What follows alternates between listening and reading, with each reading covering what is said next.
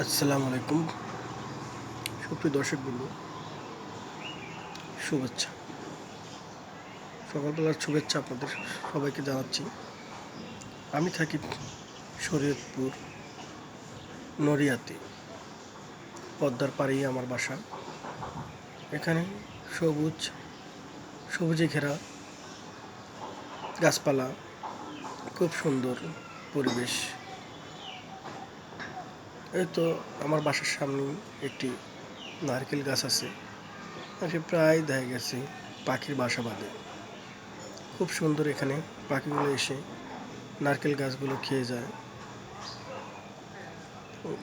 নিচে দেখেন, খুব সুন্দর পরিবেশ, খুব সুন্দর দেখাচ্ছে নারকেল গাছটা।